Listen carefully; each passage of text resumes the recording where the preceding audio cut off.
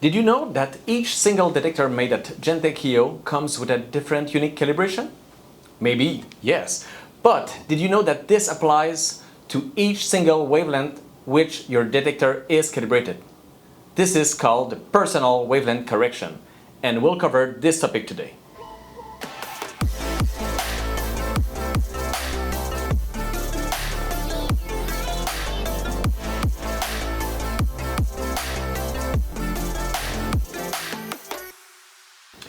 Welcome to Gentec-EO Academia.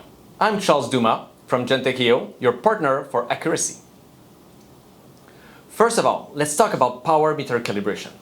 Even though they are built the same way, each detector reacts slightly differently. We value accuracy, so we don't only provide typical values for detector responsivity. Each detector is individually calibrated to the best possible accuracy, traceable to the highest standards.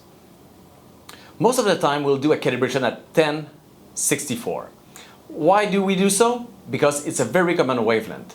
YAG lasers and many fiber lasers operate at this wavelength. Also, the NIST, National Institute of Standards and Technology, offers optical laser calibration services at this wavelength with a very small uncertainty. This first step is done with a gold standard detector. It's of course not made of gold. It's a reference detector that we send regularly to the NIST to get the best possible accuracy. So we call it the gold standard or the gold detector. From this detector, we do an optical calibration of your detector that we call a silver detector. This is valid if you measure with a YAG laser at 1064 nanometer. However, not all lasers work at 1064 nanometer, and the detector's absorption may change with different wavelengths. Let me put it in other words. Depending on the product that you choose, the absorber could be grayish brown, or like this one, or white, like this other detector. And this will make the light that is absorbed by this material, that will be slightly different from the UV range or the infrared range. And even from one unit to the other, there's going to be some small variations in absorption. We're all about accuracy, so we want to make sure each one of our detectors works at its very best. How can we come around this to make an accurate measurement?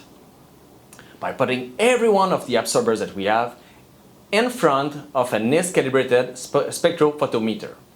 The spectrophotometer will measure the material's absorbance at every wavelength across the calibrated spectral range. From these values, we will calculate the personal wavelength certificate that applies to the correction factor that apply from the 10064 nanometer sensitivity.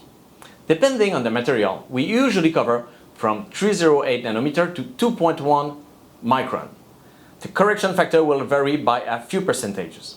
The spectrophotometer measurement allows you to have a better accuracy than the typical values, but it still adds up a little bit of uncertainty over the calibration at 1064 nanometer. According to the NIST, it's an extra 1%. If the calibrated power meter comes with an uncertainty of plus or minus 2.5%, then any other wavelength coming from the PWC, it will be a plus or minus 3.5%. This is all NIST traceable. One impressive thing when you think about this is that every single detector will come with a different spectrophotometer scan. And an extra good thing the PWC can provide is a complete recalibration when you send back the detector. It will consider all the shade variation over time that may be caused by dirt or mishandling, like we can see here.